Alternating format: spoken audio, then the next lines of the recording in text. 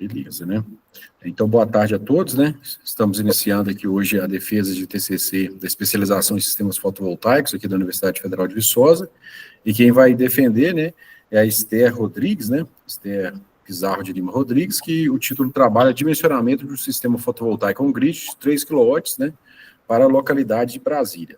Para avaliar esse trabalho, foi convidado o professor João Marcos Calegari, que vai ter até 20 minutos para a sua avaliação, e a Esther vai iniciar, né, com a sua apresentação. Você também, Esther, terá até 20 minutos, né, para a sua apresentação. Então, eu desejo para você boa sorte, né, e está com a palavra. Legal. Vou começar. Boa tarde a todos. E sobre o projeto, ele foi realizado na cidade de Brasília, no Distrito Federal, considerando apenas um imóvel de rede monofásica, com 5 módulos fotovoltaicos de 605 watt-pico, uma potência total dos módulos de 3.025 kW-pico e um inversor de 3.300 watts. Na análise de consumo de energia, como podemos ver o histórico de consumo do cliente, a gente considerou de outubro a março de 2025, levando em consideração esse período de 6 meses, que foi o período em que, em outubro, né, o cliente ele ocupou o imóvel. Na tabela à esquerda, consideramos as médias do consumo, o consumo da média do mês de 355,83 kWh, a média dia de 11,86 kWh e um consumo anual de 4,272 kWh. A tarifa cobrada pela concessionária, com imposto, a concessionária aqui é a Neoenergia Electro, foi de aproximadamente 0,97 kWh, mas nos meus cálculos eu considerei todas as casas decimais. E uma taxa de iluminação pública de R$ 22,04. Aqui podemos ver a localização do sistema, na imagem à esquerda, o acesso ao C, com as coordenadas de aproximadamente menos 15,80 graus e menos 48,10. À direita, podemos ver a fachada do imóvel e também o telhado em que foi considerado para a instalação dos módulos fotovoltaicos. Levando em consideração para o dimensionamento, a gente precisa levar em consideração as perdas do sistema, como também a análise de sombreamento, e levando em consideração, com base em literatura e na observação de outros projetos, se tem uma eficiência global de mais ou menos 80%. Mas como no local não houve perda de sombreamento, então foi considerada aí uma perda de 16%, tendo uma eficiência global de 84%. Aí, para o dimensionamento dos módulos, o módulo escolhido foi o JA Solar, de 605 watt-pico, e para o dimensionamento dos módulos, a gente precisa calcular a potência do módulo, levando em consideração a irradiação média do local, que é de 5,1 kWh metro quadrado dia, a área do módulo, que é de 2,584 metros quadrados, a eficiência de 22,4% e a perda do sistema, que foi de 84%, dando uma potência do módulo de 2,435 kWh dia. Aí, assim, a gente consegue calcular o número de módulos, consumo médio diário, dividido pela potência do módulo, dando aí o resultado de 4,87, aí aproximadamente 5 módulos. Para o dimensionamento dos inversores, precisa ser considerado 3 requisitos. A potência do inversor, ele tem que ser maior que a potência do arranjo. A corrente do inversor, ela precisa ser maior que a corrente de curto-circuito do módulo, e a tensão do inversor, ela tem que ser 20% maior que a tensão de circuito aberto do módulo. Nos cálculos à direita, nós podemos ver que a potência do inversor, ela é maior que a potência do arranjo, e a tensão do inversor, ela também é 20% maior que a tensão de circuito aberto. Quando a gente chega na corrente de curto-circuito, a gente vê que tanto o módulo quanto o inversor, eles têm a corrente de 16 amperes. E mediante os cálculos, a gente pode considerar aí uma taxa de 10%. Fazendo esses cálculos, a gente tem que a corrente do inversor ele é de 17,6 amperes, sendo assim maior que 16, que a corrente de curto-circuito, que foi de 16 amperes. Caso não tenha esses cálculos, o fabricante ele também garante essa ligação entre esse inversor e esse módulo. Aí, no dimensionamento da proteção CC, já tem, né, esse inversor já tem uma string box integrada no sistema, mas também quis colocar uma string box externa e considerando os valores máximos de tensão e corrente, a chave seccionadora de 1000 volts e 32 amperes atende esses requisitos.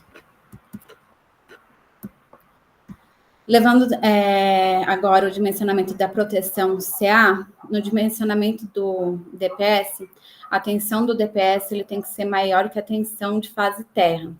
A tensão é de 220 volts, então, na proteção CA, o DPS escolhido foi de 275 volts e 40 kA. O disjuntor, ele tem que estar entre a corrente do projeto e a corrente do cabo. Como veremos mais adiante, a corrente do projeto ela é de 15 amperes, e a corrente do cabo, o cabo de 2 milímetros, de 2,5 milímetros ao quadrado, atende até 24 amperes. Então, o disjuntor de 20 amperes, ele atende esses requisitos. Agora, no dimensionamento dos cabos CC, os cabos eles são determinados de acordo com a sua capacidade de condução e tem que ser igual ou maior que a corrente do fusível, segundo a norma NBR 16.612. Então, chegamos em uma corrente de 32 amperes. Aí, com base na norma, um cabo de 4 milímetros ao quadrado atende o desejado. Nos cabos CA, a gente precisa atender 3 critérios, que é a seção mínima, que determina que os circuitos, exceto de iluminação, devem possuir cabos de no mínimo 2,5 milímetros ao quadrado. A capacidade de condução de corrente, que calculamos a corrente nominal do inversor, dividido pela tensão, que dá 15 amperes, e tendo que fazer uma correção da corrente do projeto, em que levamos em consideração o fator de temperatura e o fator de agrupamento de circuito do eletroduto, que aí também, fazendo essa correção, dá 15 amperes. E, de acordo com a norma NBR 5.410, a seção mínima pelo critério de capacidade de corrente é de 2,5 milímetros ao quadrado.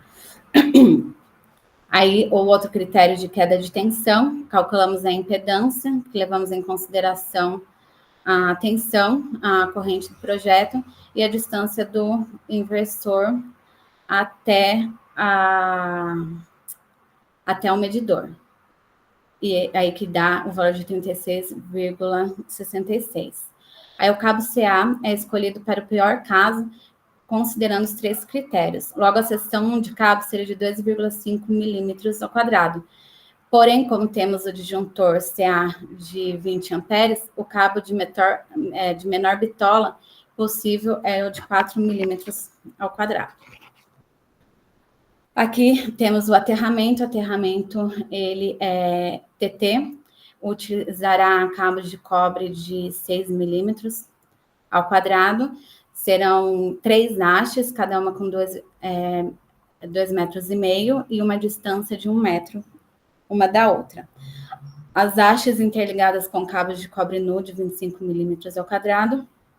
E o aterramento da usina será interligado à barra de equipotencialização do aterramento por um cabo de cobre de 6 milímetros ao quadrado, atendendo à norma NBR 16.690.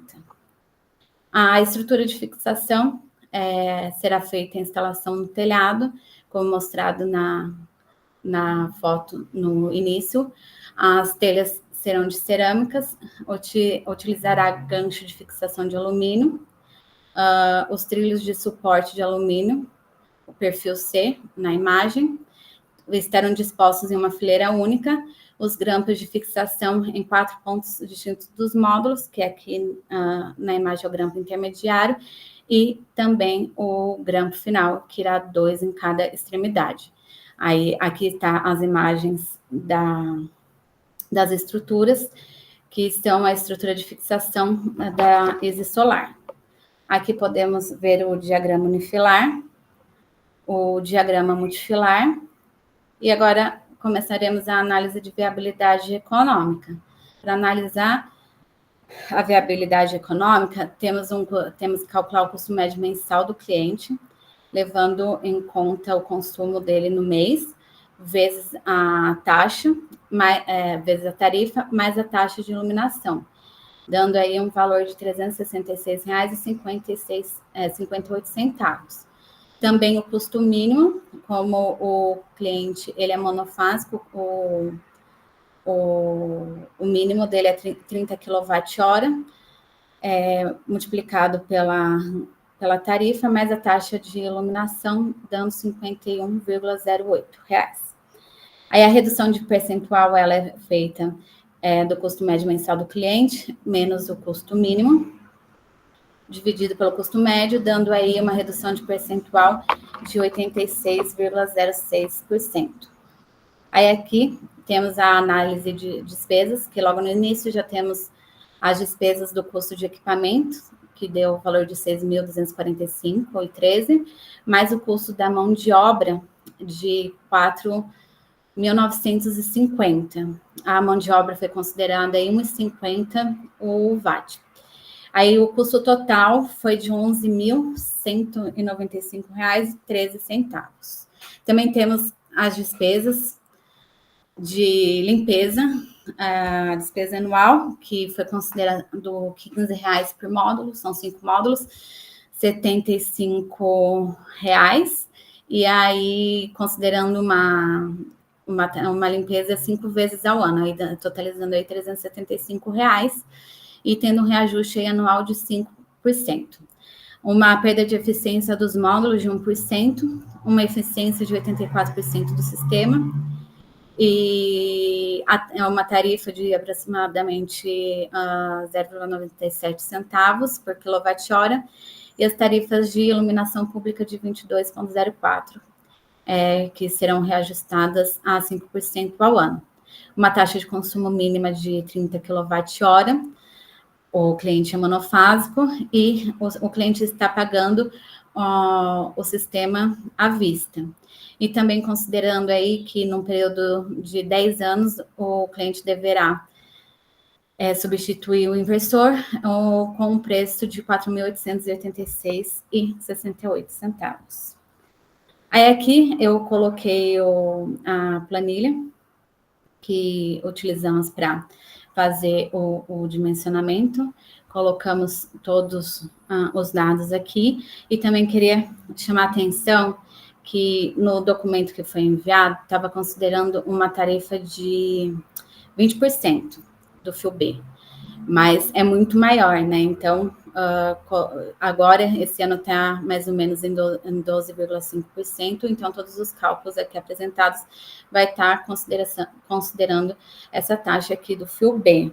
E esses foram, né, as premissas utilizadas.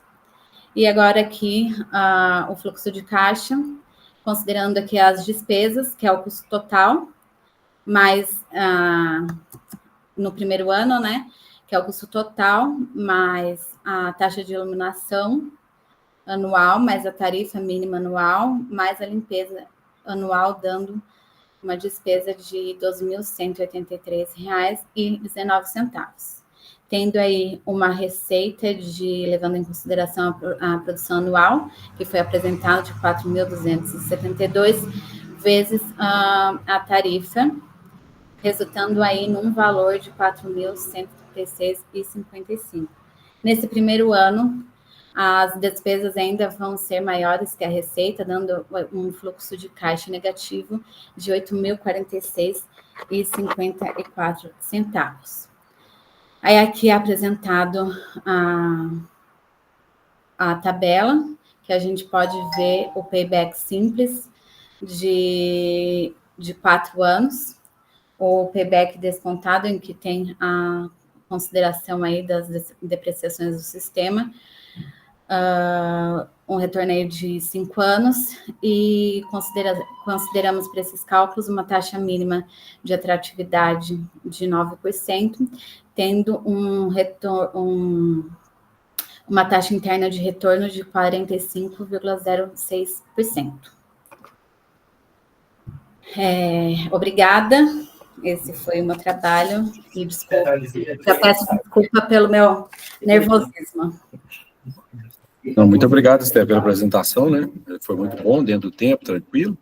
Então, sem mais delongas, eu passo já a palavra para o professor João Marcos Calegari, eu agradeço imensamente pela presença aqui hoje. Então, fica com a palavra, João Marcos. Beleza. Só confirma para mim que você me escuta bem, por favor? Sim, tudo ok. Maravilha. Boa tarde, pessoal. Boa tarde, Esther. Você não estava nervosa na sua apresentação, não? Já te adianto isso. Não. Bom, é sempre um prazer, viu, participar das bancas de TCC, do Grupo B, do Grupo A, da especialização em geral, tá? Fiquei muito feliz pelo convite, viu, Everton e Esther. Aí já adianto que o trabalho está bem feito. Gostei bastante da sua apresentação, viu, Esther? Dentro do tempo, né, igual o professor Everton comentou, não tentou adiantar nada, apresentou tranquilo. Tá? E, assim, a minha função aqui, Esther, vai ser mais tentar dar um feedback do texto, né, do seu texto, que é o que vai ficar. As pessoas vão ler, né, o que vai ter disponível aí para leitura vai ser o seu texto. Então, a minha ideia é passar por alguns pontos, né, e tentar melhorar o seu trabalho. Tudo jóia? Tá. Mas entenda que, assim, a minha função aqui é só de tentar melhorar o seu trabalho. De forma alguma, o seu trabalho tem pontos negativos, tá? Tá legal. Tá, vou compartilhar minha tela. Você confirma que você está vendo ela aí, por favor? Tô sim. Deixa eu só ver se essa é a versão que eu mexi nela, porque agora o meu PDF fechou um pouquinho antes do Everton passar a palavra para mim. Tá. Essa é a versão que tem meus comentários. Joia. Vamos começar aqui no capítulo 1, tá? Na questão da análise local de instalação. A minha primeira dúvida é se essa aplicação, esse sistema que você projetou de 3 kW, ele vai ser na modalidade, né, da microgeração distribuída no alto consumo local, ou eventualmente vai ter uma tentativa de transferência de crédito para outras unidades consumidoras. Não, vai ser local. Perfeito. Eu vou sugerir só que você coloque uma frase aqui, tá? Para isso ficar um pouco mais claro, que você está tentando enquadrar na modalidade de alto consumo local. Tá. Perfeito? Com relação a essa figura 2 aqui, tá? Da imagem de satélite, a minha sugestão, eu até desenhei aqui, mas depois você faz isso com um pouco mais de capricho, é tentar colocar uma rosa dos ventos aqui, para identificar melhor onde está o norte. E se eu não estou enganado, o norte está aqui para cima mesmo, né? Já que é um print do Google Maps. O telhado, a residência é essa, né? O telhado, a água dele está para baixo ou ela está para cima? Isso não ficou claro para mim. Tá para baixo. Entendi. Então também que está virado para o sul, né? Sudoeste aqui. Então eu vou sugerir que você... isso. Eu vou sugerir que você volte no resumo. Se eu não me engano, no resumo fala que está virado ao norte. Fala que talvez falar que de fato está virado para o sudoeste, mas que isso por conta da inclinação do telhado, talvez isso não seja muito crítico, até mesmo a latitude de Brasília, né? Você sabe dizer qual que é a latitude daí? Não, agora sim não. 15 aqui, ó, isso aqui, 15 graus. Então, quanto menor a latitude, né, menor a influência, né, da inclinação. Bom, tudo bem. Eu só vou pedir para você colocar isso na versão final, joia? Tá. Esses comentários estão anotados aqui, então não precisa anotar aí, não. Eu tô com uma tela só, tá, Esther? Então, Tá bom. realmente eu não consigo olhar aí, não. Para você e para você, Clara. Bom, eu vi mais o próximo comentário aqui. Esse telhado está mesmo ao norte, ó, foi a pergunta que eu fiz agora. Deixou claro que não. Tá, questão da proteção CC. Na sua apresentação ficou claro que você está sugerindo colocar uma string box externa, né? Uhum. Só que aqui no texto, quando eu li, eu fiquei na dúvida se essa string box ela estava embarcada no inversor ou se ela estava externa de fato, ou se é ambos, né? Aham. Então, só vou sugerir para você deixar claro que esse projeto que você fez aqui, na equação 16, na equação 17, na equação 18, né, é um projeto próprio de uma string box externa, ok? Uhum. Agora eu fiquei com uma dúvida. Antes disso, antes dessa dúvida aqui com relação ao DPS, é a questão do ajuste do fusível, tá? Você fala que você usou um fusível de 32 amperes. Eu vou sugerir para a versão final, só para você fazer uma continha de acordo lá com a 16690, que é essa aqui que eu já coloquei aqui em cima. Eu rabisquei aqui um pouquinho antes da sua defesa. Tá. Tá? Então, de fato, vai dar 32 mesmo, o projeto tá certo, mas esse projeto, a corrente nominal do fusível aqui, ela tem que ficar entre 1,5 da corrente de curto-circuito do módulo e entre 2,4 vezes a corrente de curto-circuito. Aí dá 24, tem que ficar entre 24 e 38, né? 32 amperes é o melhor dos dois mundos aqui, então ficou ok, tá? Vou só sugerir você acrescentar essa informação. Uhum. Agora, eu fiquei na dúvida com relação à tensão do DPS. Você falou da tensão do DPS-CA, que é 275, mas o DPS-CC que você está sugerindo, não está escrito aqui. Você sabe me dizer qual que você pensou?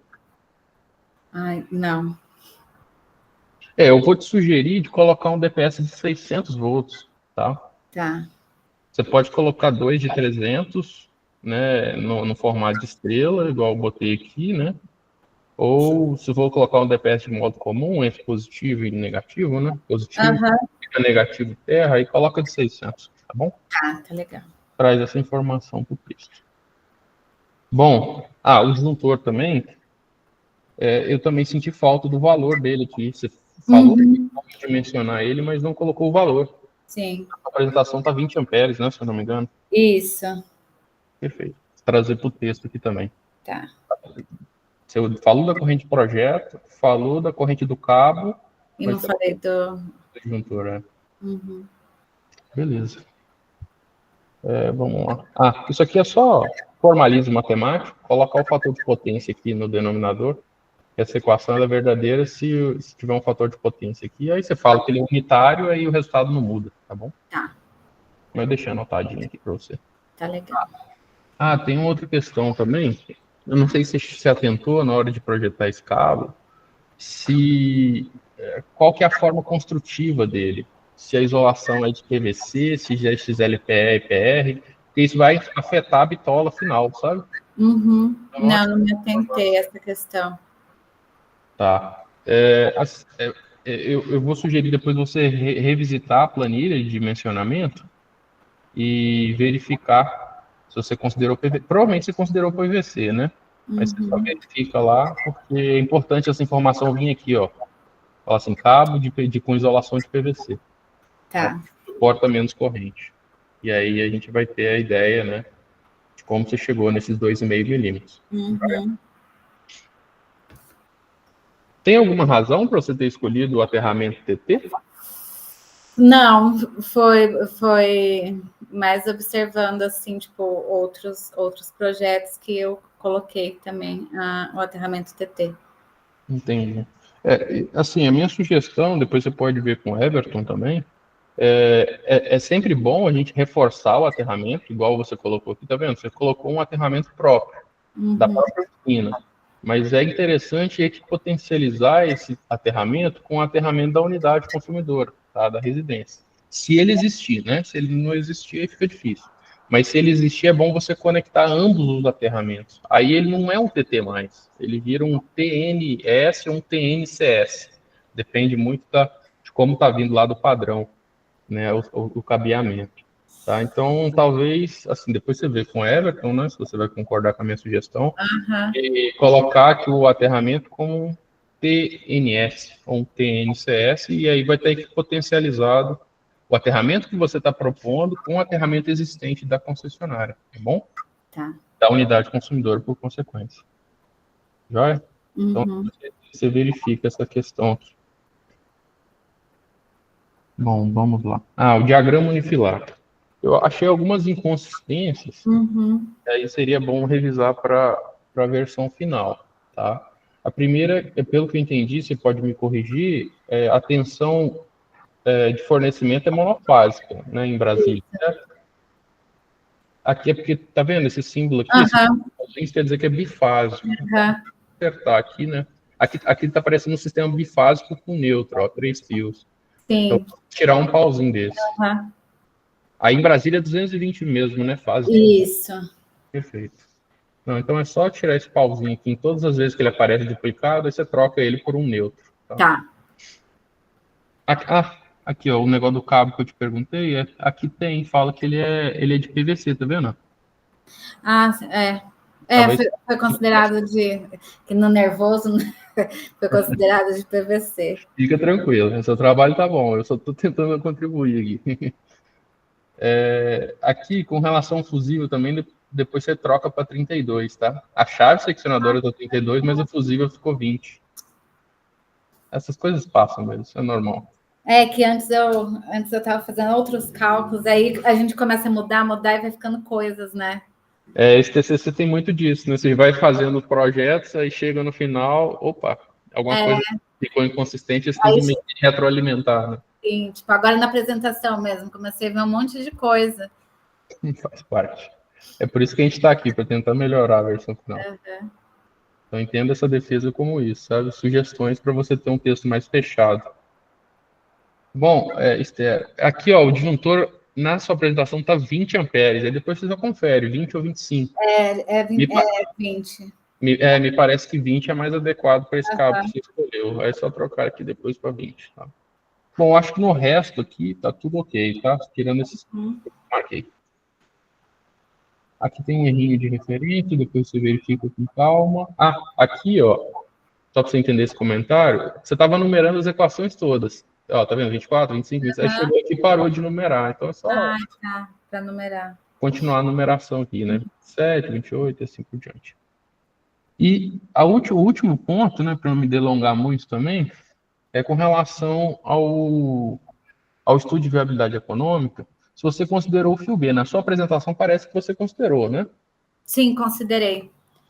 Entendi. Porque aqui no texto não tem menção nenhuma do FIO-B. É que, na verdade, foi o seguinte, eu não estou considerando o FIO-B porque, né, a taxa mínima em questão, né, dos cálculos. Só que eu mudei porque que acontece? A hora que eu fui ver, o FIO-B ele estava muito maior e aí ele entrava nos cálculos, entendeu?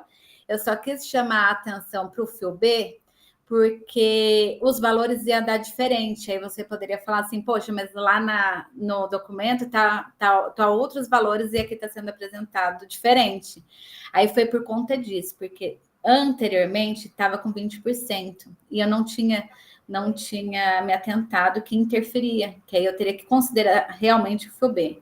Mas aí com o valor de 12,5%, eu não preciso entrar com o FIO-B nos cálculos, entendeu? Mas esses 12,5% é por conta daquela escadinha que está tendo no decorrer dos anos, é isso? Isso, é. Entendi. Depois você só confere com o Everton se ele considera esse efeito na planilha de aumento da escadinha do FIO-B. Eu acho que não. Então, só fica atento a isso, tá? Eu não cometer um erro. Porque é engraçado, eu estava esperando que mesmo mesmo considerando o fio B, né, como o sistema é muito pequenininho, né, e o fio B está diretamente relacionado ao nível de injeção, né, na rede, e como tem pouca injeção, ele talvez não afetaria, por isso que se deu o mínimo, né, o mínimo ficou maior que o fio B. Mas talvez valha a pena trazer essa discussão que você acabou de fazer comigo para o texto, viu? Isso. Porque o fio B estava dando maior que o mínimo, eu teria que considerar o fio B. Uhum. Se ele não der maior do que o mínimo, se essa é a conclusão, aí talvez traz esse texto, fala que você considerou o mínimo, mas você avaliou sim o efeito do fio B e por ela não ser maior que o mínimo, você não vai tratar aqui no trabalho. Alguma coisa assim, tá bom? Eu acho que das minhas anotações é mais isso, viu, Esther? Tentei ser bem breve aqui. Tomara que de alguma forma eu consiga contribuir com a versão final do seu trabalho, e eu retorno a palavra ao professor Everton. Obrigada.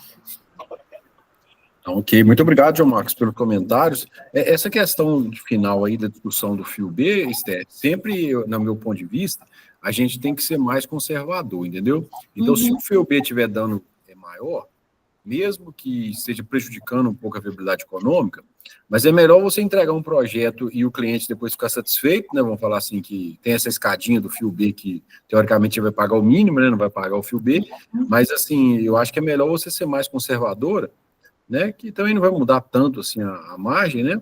Mas, porque às vezes ser muito otimista e às vezes acontece alguma outra premissa que você não pensou, né? A gente pode ficar insatisfeito, né? Mas se você quiser, a gente pode checar depois novamente a planilha lá, ver tudo, os cálculos novamente, entendeu? Sim. Fique bem conservador, eu acho, na análise. Sabe? Porque estava 20%, eu colocando o fio B 20%, eu teria, aí seria o fio B, não o mínimo, que eu teria que considerar. Aí mas aí não tem problema, entendeu? Eu acho que é melhor a gente ser mais conservador, entendeu? Ok, então agora a gente vai para a etapa final, né, João Marcos? Pelos seus comentários positivos, eu já imagino sua resposta, né, mas formalmente gostaria de te perguntar, né, seu parecer final sobre o trabalho da Esther, né? Também foram feitos alguns comentários, se você acha que o trabalho pode ser aprovado e a Esther vai fazer os comentários, ou se você acha que a Esther deveria defender novamente, né, com as correções sugeridas. Everton, a Esther está aprovada, sim, tá? Sem sombra de dúvidas. Ok, então, Esther, a gente fica responsável, né, de fazer todas essas sugestões que o João Marcos vai nos enviar, né, e assim que você fizer, pode me mandar, se tiver algum ponto que você queira discutir também, a gente marca, né, para poder encerrar o seu trabalho com chave de ouro, né. Legal. Nesse momento final, então, Esther, parabenizo você pela aprovação e passo a palavra para as suas considerações finais, né? Como esse vídeo depois vai ser colocado no YouTube, né, do GCEP, fique à vontade para fazer seus comentários, agradecer quem você quiser, entendeu? Então, o momento é seu agora. Bom, quero agradecer ao meu orientador, né? O professor João Marcos também, por estar aqui, né? Hoje, dedicando tempo para a minha apresentação.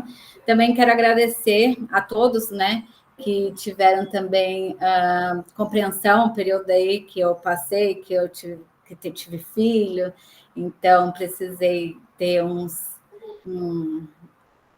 teve umas interferências aí ao decorrer do tempo, quero agradecer também a compreensão. Agradecer a todos, é um excelente curso, como falaram no início, né? Você consegue mesmo que a pessoa não fosse dessa área, consegue aprender,